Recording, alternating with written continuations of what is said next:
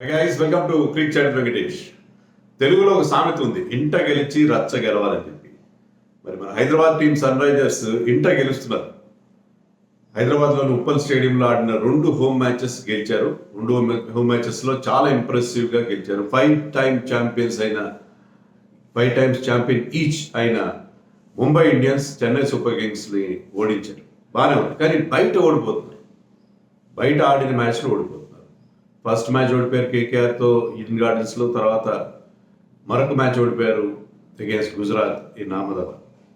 So తమ third match ఆడబోతున్నారు. అవే game ఇది కూడా పంజాబ్లో మొహాలీలో ఆడబోతున్నారు అగేన్స్ట్ పంజాబ్ కింగ్స్. సో 2 మ్యాచ్లు గెలిచి 2 మ్యాచ్లు ఓడిపోయారు. అండ్ హోమ్ మ్యాచ్ మాత్రమే గెలుస్తున్నారు. సో ఇంట గెలిచారు సరే, రచ్చగా గెలుస్తారా అనేది that is the big question. Team చాలా ఇంప్రెసివ్గా కనిపిస్తుంది, కానీ 4 మ్యాచెస్లో 2 మ్యాచ్లు ఓడిపోవడం వాళ్ళ ఆడుతున్న తీరుకి కమెన్సరేట్గా లేదు, దానికి అనుగుణంగా లేదు అని చెప్పాలి.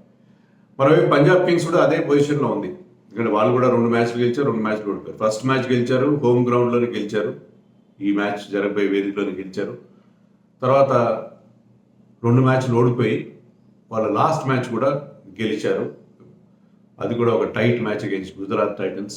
దాంట్లో ఒక మంచి performance from Shashank Singh and Ashutosh Sharma, వాళ్ళ ఇద్దరు కొత్త కుర్రాళ్ళ వాళ్ళ మంచి లేట్ ఆర్డర్ బ్యాటింగ్తో గెలిచారు.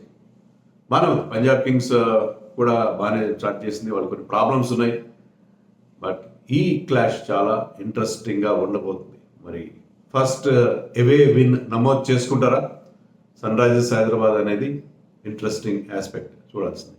మ్యాచ్ వేదిక ముల్లాపూర్, మొహాలీలోని ముల్లాపూర్లో మహారాజా యాదవేంద్ర సింగ్ స్టేడియం అని కొత్తగా కట్టుకున్నారు. ఈ ఇయర్లోనే ఐపీఎల్లో స్టార్ట్ అయింది. కొన్ని అంతకుముందు డొమెస్టిక్ మ్యాచెస్ జరిగినాయి, బట్ ఎప్పటి నుంచో ఇంటర్నేషనల్ మ్యాచ్ కూడా అక్కడ ఆడించాలనుకున్నారు, కానీ రెడీ కాలేదు. ఐపీఎల్కి అయితే రెడీ అయింది. ఫస్ట్ మ్యాచ్ ఇక్కడ జరిగింది, day 2 of this years IPL. మళ్ళీ ఇప్పుడు సెకండ్ మ్యాచ్ జరగబోతుంది కొంత గ్యాప్ తర్వాత. ఆల్రెడీ అక్కడ ఒక పెద్ద స్టేడియం ఉంది, అది కూడా కొత్తదే, మరీ పాతదేం కాదు. మొహాలీలో మనకి తెలుసు PCA stadium, is Bindra stadium తెలుసు కదా, మొహాలీలోనే ఉంది. అది కూడా చాలా మంచి ఫెసిలిటీస్ ఉంటాయి, చాలా బ్యూటిఫుల్ స్టేడియం. అయినా కూడా వాళ్ళు మరొక స్టేడియం కట్టున్నారు చూడండి, మరొక అల్ట్రా మోడల్ స్టేడియం కట్టున్నారు సేమ్ ప్లేస్లో. మన హైదరాబాద్లో, తెలంగాణ రాష్ట్రంలో హైదరాబాద్ బయట ఒక్క స్టేడియం కాకపోతే టర్ఫ్ వికెట్ కూడా లేదు ఎస్సీఏ ఆధ్వర్యంలో. సో అలాంటి పరిస్థితుల్లో అక్కడ ఒకే చోట 2 స్టేడియంలు కట్టినారు. ఈవెన్ ఆంధ్రాలో, మన పొరుగున ఆంధ్రాలో కూడా వైజాగ్లో స్టేడియం ఉంటే విజయవాడలో కూడా స్టేడియం ఉంది, బట్ ఫర్ సర్టన్ రీజన్స్ ఇంకా రెడీ కాలేదు. అది పరిస్థితి. అందరికీ ఈక్వల్ అమౌంటే ఇస్తారు బీసీసీఐ వాళ్ళు, కానీ కొంతమంది వాటిని చక్కగా యూటిలైజ్ చేసుకుంటారు, ఇన్ఫ్రాస్ట్రక్చర్ డెవలప్ చేసుకుంటారు, కొంతమంది చేసుకోరు. So that is a different issue. But ఈ స్టేడియంలో ఎలా ఉంటుంది, పిచ్ ఎలా ఉంటుంది? ఫస్ట్ మ్యాచ్లో ఢిల్లీ క్యాపిటల్స్ జరిగింది ఆ match.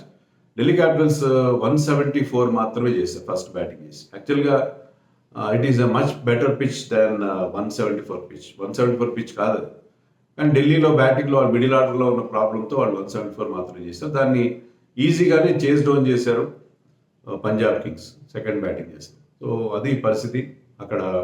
It's usual good batting వికెట్గానే ఉంది అప్పుడు ఫస్ట్ మ్యాచ్ వరకు. మనకి ఎక్కువ డేటా లేదు అక్కడ, ఎందుకంటే ఒకే ఒక ఐపీఎల్ మ్యాచ్ జరిగింది, కొత్త గ్రౌండ్ కాబట్టి.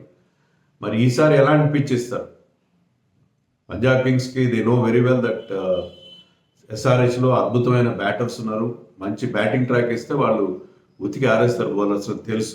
మరి అలాంటి టైంలో ఏం చేస్తారు, ఎలాంటి పిచ్ ఇస్తారు? స్లో పిచ్ అని ఇస్తారా? చూడాలి ఎలాంటి పిచ్ ఉంటుందో. మనకి ఇన్ఫర్మేషన్ అయితే లేదు ఇప్పటివరకు.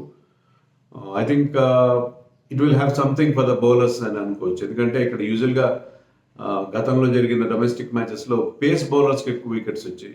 87 వికెట్స్ పేస్ బౌలర్స్కి వస్తే 33 వికెట్స్ మాత్రమే స్పిన్నర్స్కి వచ్చాయి. అండ్ ఇక్కడ జరిగిన first match between PBKS and టీసీలో 12 వికెట్లు పడితే స్పిన్నర్స్కి మరి తక్కువే కాదు, 4 వికెట్లు తీశారు స్పిన్నర్స్ కూడా. So it will have something for pacers and spinners. కొంత బౌలర్స్కి అనుకూలిస్తుంది, కొంత బ్యాటర్స్ కూడా బాగానే ఉండే పిచ్గా చెప్పుకోవాలి. So it is a good sporting wicket అని అనుకోవాలి మనం, కెన్ సేఫ్లీ అజ్యూమ్. అందుకంటే మనకి ఎక్కువ సమాచారం అయితే లేదు. 2 టీమ్స్కి హెడ్ టు హెడ్ రికార్డ్ ఎలా ఉంది?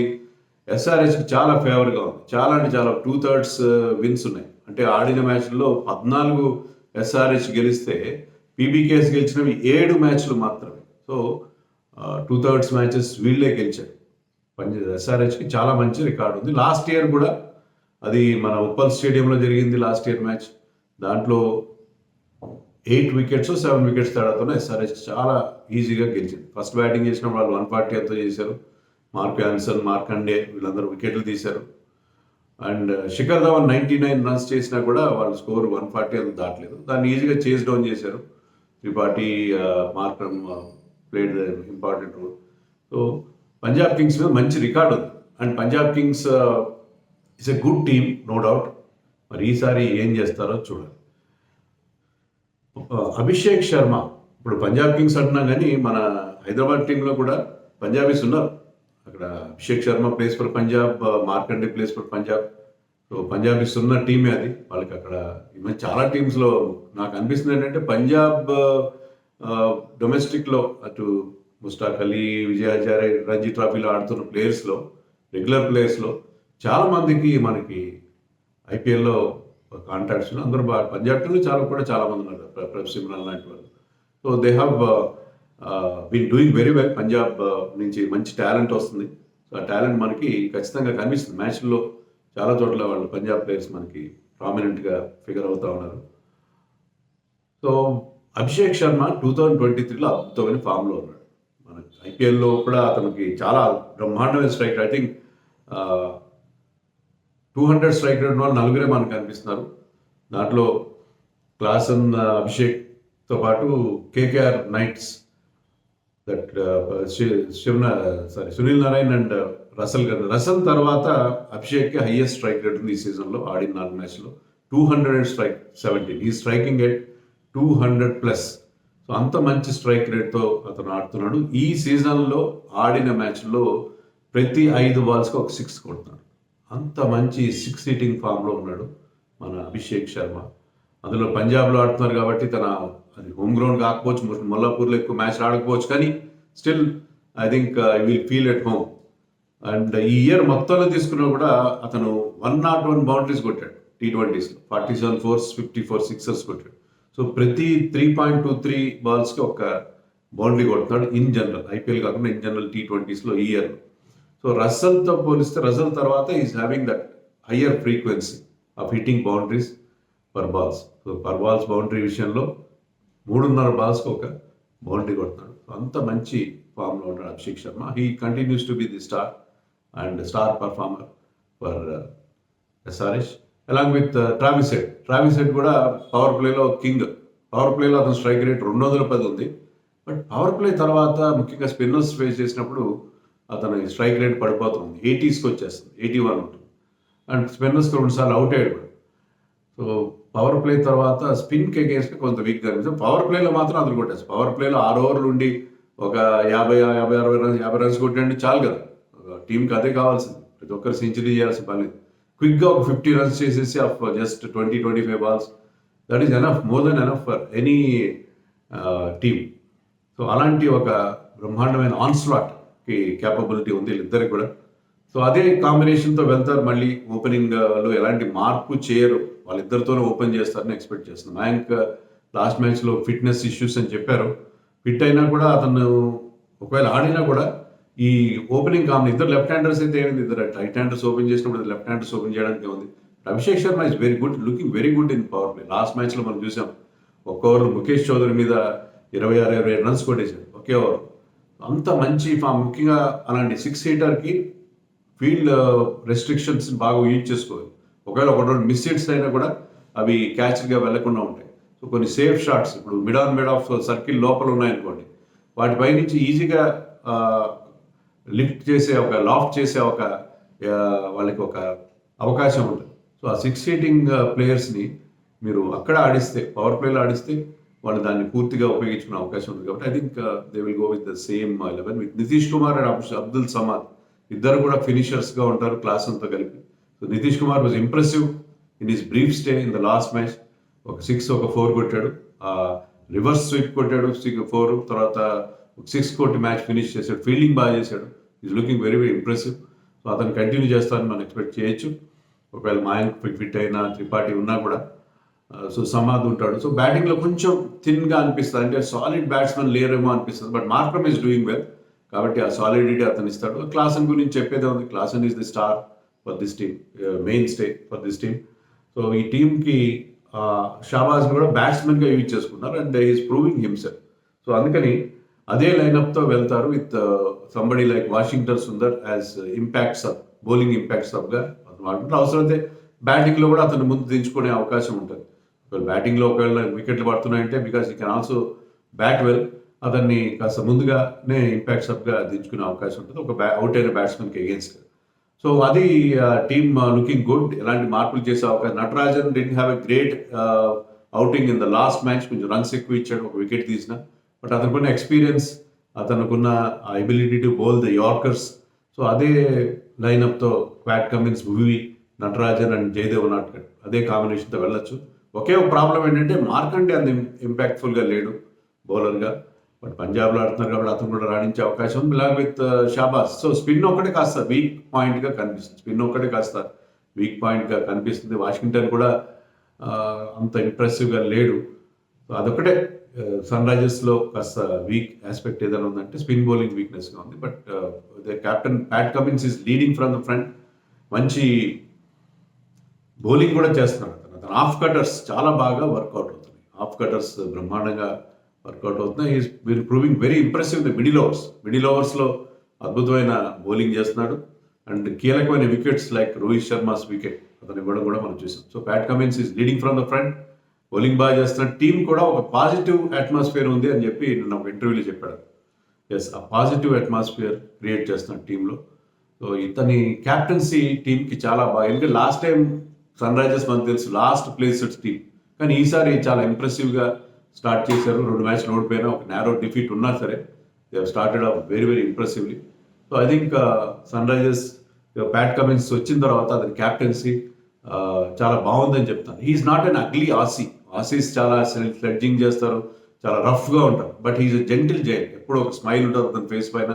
సో అలాంటి captain such a vast international experience మనకి కావాల్సిన రిజల్ట్స్ సన్ రైజర్స్కి ఇస్తున్నాడని నాకు అనిపిస్తుంది. సో అతని క్యాప్టెన్సీ, టీమ్ పర్ఫార్మెన్స్ బాగుపడడానికి కారణం అతని captaincy and coach Vettori role కూడా ఉన్నట్టుగా ఉంది. So now they are having a proper management అని నాకైతే అనిపిస్తుంది. So Sunrisers should do well and they are looking one of the most exciting sides in this tournament. Punjab Kings కూడా చాలా బాగుంది, team చాలా చాలా బాగుంది.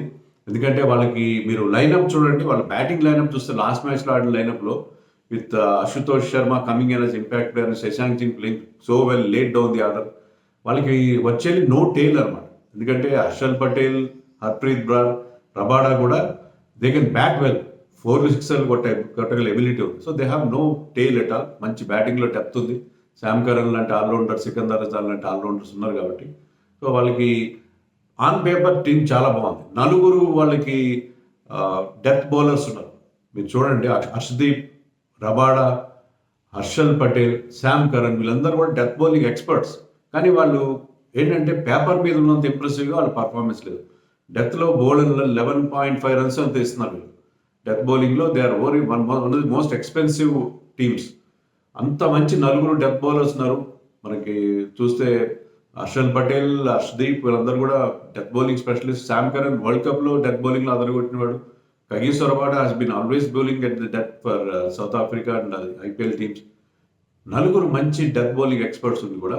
They are going for lots and lots. వాళ్ళకి అదే పేపర్ మీద చాలా బాగుంది, చాలా ఇంప్రెసివ్. శిఖర్ ధవన్ అంటే ఎక్స్పీరియన్స్, బేర్స్లో అంటే ఒక match winner, Liam Livingstone, Sam Curran, అద్భుతమైన జితేష్ శర్మ లాంటి ఒక మంచి ఫినిషర్, మంచి మంచి ప్లేయర్స్ ఉన్నాయి. కానీ కన్సిస్టెంట్గా ఆడట్లేదు. ప్రభు సిమ్రాన్ చూడండి, ప్రతి మ్యాచ్లో 20s 30s కొడుతున్నాడు. అందరికంటే హైయెస్ట్ స్ట్రైక్ రేట్ ఉంది ఆ టీంలో, 160 ఉన్నారు. కానీ వాటిని ఆ స్టార్ట్స్ని కన్వర్ట్ చేయలేకపోతున్నాడు పెద్ద నాక్స్. బేర్స్లో కూడా ఇప్పుడిప్పుడే కొంచెం ఫామ్ అందుకుంటున్నట్టుగా ఉన్నాడు, కానీ పెద్ద నాక్స్ రావట్లేదు అతని నుంచి. శిఖర్ ధవన్ లాస్ట్ మ్యాచ్లో ఫెయిల్ అయ్యాడు, but is having some issues with his strike rate. So అక్కడ వాళ్ళకి ఆన్ పేపర్ చాలా బాగుంది, మంచి ఆల్రౌండ్ ఎలిమెంట్ కూడా ఉంది ఆ టీంలో. సికందర్ రజా పెద్దగా పర్ఫామ్ చేయలేదు. ఫస్ట్ మ్యాచ్లో బాగా ఆడిన తర్వాత లియామ్ లివింగ్స్టన్ ఫెయిల్ అయ్యాడు. శామ్ కరన్ కూడా ఫస్ట్ మ్యాచ్లో ఇదే ముల్లాపూర్లో మ్యాన్ ఆఫ్ ది మ్యాచ్ గెలుచుకున్నాడు, తర్వాత తేలిపోయాడు పూర్తిగా. వాళ్ళకి మొదట్లో ఉన్నంత ఎఫెక్టివ్గా ఇప్పుడు వాళ్ళు అనిపించట్లేదు. వాళ్ళకి బ్యాటింగ్లో. But Shashank Singh is big plus for that. Shashank Singh విషయంలో ఎస్ఆర్హెచ్ చాలా ఫీల్ అవుతుంటారు, అనవసరంగా వదిలేసాము. లాస్ట్ టైం ఇతను కూడా మనకు కూడా కొన్ని మంచి బాగానే ఇంప్రెసివ్గానే ఆడాడు, కొన్ని మంచి షాట్స్ కొట్టాడు. They know that is a very good lower order batsmen తెలిసి కూడా వదిలేశారు. చాలా చీప్గా తీసుకున్నా అది వదిలేశారు, లేకపోతే మళ్ళీ బైబ్యాక్ చేయలేదు. సో శశాంక్ సింగ్ వాళ్ళు తీసుకున్నారు and is producing wonderful results. Ashutosh Sharma also, అక్కడ సంజయ్ బాంగర్ని మెచ్చుకోవాలి మనం. సో వాళ్ళు ఆ లోకల్ టాలెంట్ని వాళ్ళు ఎంకరేజ్ చేయడంలో వాళ్ళు they are getting the right kind of రిజల్ట్స్ని చెప్పాలి. వాళ్ళు బాగా ఆడుతున్న వాళ్ళే, Prabh Simran, Ashutosh and Shashank Singh and of course the captain Shikhar Dhawan. So వాళ్ళకి కొన్ని సమస్యలు ఉన్నాయి. బట్ లాస్ట్ మ్యాచ్ ఒక ఇన్స్పిరేషనల్ విన్ అది. ఆ ఇన్స్పిరేషన్తో వాళ్ళు ఈ మ్యాచ్లో కూడా బాగా ఆడే అవకాశం మనకు కనిపిస్తుంది. మ్యాచ్అప్స్ చూస్తే కమిన్స్కి ఇద్దరు ఓపెనర్స్ మీద చాలా మంచి రికార్డు ఉంది. ధవన్ అండ్ బేర్స్టో మీద ఇద్దరిని 2 సార్లు అవుట్ చేశాడు. బట్ కమిన్స్ న్యూ బాల్తో బౌలింగ్ వేయట్లేదు. కానీ ఇక్కడ వాళ్ళ మ్యాచ్అప్స్ విషయంలో చూసేసరికి అతను పవర్ ప్లేలో మనకి దర్శనమిచ్చే అవకాశం ఉంది. అభిషేక్ శర్మ చేతి కూడా ఒక ఓవర్ వేయించవచ్చు లాస్ట్ టైం లాగా పవర్ ప్లేలో. దట్ ఈస్ గుడ్ ప్లాయ్ అని నేను అనుకుంటున్నాను. అండ్ ఉనాడ్కట్కి మీద ధవన్కి చాలా మంచి రికార్డు, ఎందుకంటే అతను 44 balls 70 runs చేశాడు, ఒకసారి అవుట్ అయ్యాడు. So certain matchups which are very interesting. So Pat Cummins might bowl in with the new ball. ఇక మనం ఫ్యాంటసీ పిక్స్ చూద్దాం. ఫ్యాంటసీ పిక్స్లో wicketkeepers Klaasen and Bairstow ఉంటారు. Batters Dhawan, Travis Head, Abhishek Sharma, Prabh Simran Singh. Allrounders Markram, Sam Curran. Bowlers Unadkat, Pat Cummins and Harshdeep Singh. ఈ టీంకి captain Abhishek Sharma, vice captain that man Heinrich Klaasen, the super star of sun Risers. So toss తర్వాత ఏమైనా మార్పులు ఉంటే నేను Telegram channel link ఒకటి మీకు టాప్ కామెంట్స్లో పిన్ చేసి ఇస్తాను. టాప్లో ఉంటుంది కామెంట్, ఆ టెలిగ్రామ్ ఛానల్ లింక్ ఇస్తాను.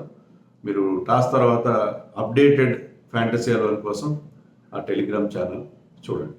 సో పంజాబ్ కింగ్స్లో కూడా మార్పులు ఉండే అవకాశం లేదు. సికందర్ రాజా లాస్ట్ మ్యాచ్లో ఫెయిల్ అయిన బ్యాటింగ్ బౌలింగ్లో ఈజ్ ఏ క్యాపబుల్ ఆల్రౌండర్, అతన్ని కొనసాగిస్తారు. లియామ్ లివింగ్స్టన్ ఫిట్ అయినట్టుగా ఉన్నాడు, అతను కూడా ఇంజరీ నుంచి మళ్ళీ లియామ్ లివింగ్స్టన్ వస్తాడనేది చూడాలి. ఎందుకంటే Liam Livingstone batted well in the last match in the same venue. So అదొక్క మార్పు పంజాబ్ కింగ్స్లో ఉండే అవకాశం. So interesting match. Sunrisers మరి outside match, away match మొదటిసారిగా గెలుస్తారా లేదా అనేది we have to wait and see till 7:30 in the evening.